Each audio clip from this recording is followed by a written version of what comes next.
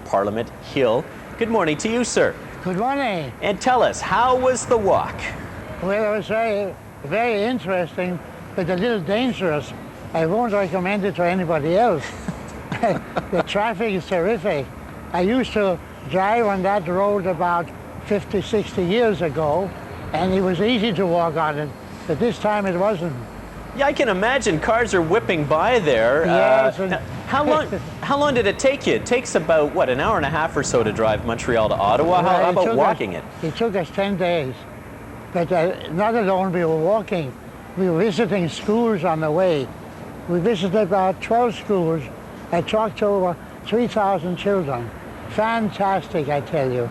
Our Canadian children are very well. There's nothing wrong with them. But you do want to raise the point here, raise some awareness that perhaps some of them aren't having the best lifestyles, physical activity. But this is the point I make, that these children I was talking to were very well. But in 10 years' time, unless we have good fitness training, they won't be so well. And that's where we hear about the obesity, because they wait too long. You see, they don't get the desire to keep fit early enough. I march with people in Montreal. Sometimes they're 60, 70, 80, and most of them walk after having been ill. After having been ill, the doctor tells them, you should do some walking.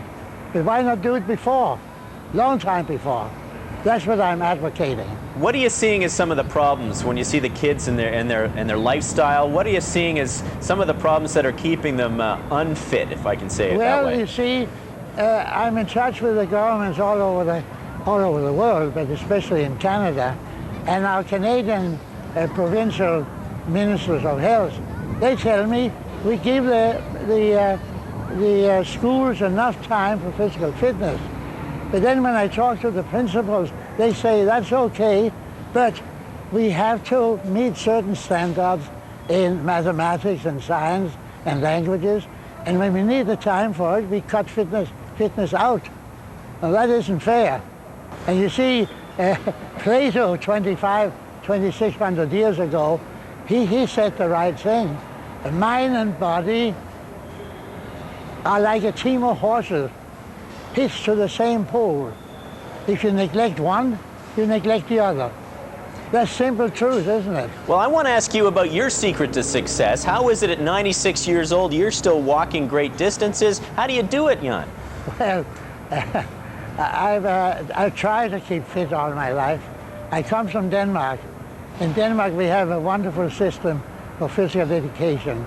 It may not be as good now because the whole world is suffering from young people drinking too much soda, looking at TV and working on a computer. But it did for me in my age, and I was always in the gymnasium, swimming pool, or on the field.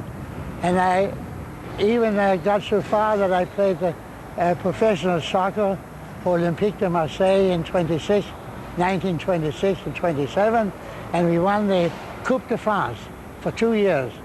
They didn't win it after I left. So this is the key then, it's clean living. I certainly hope the people in power, the people in that building behind you are listening, Jan. And I thank you so much for joining us today. I think you've sent a message and set a model for young and old to follow. Thank you. Thank you very much. I hope so. Thank you so much. Bye-bye. Bye. Stick around.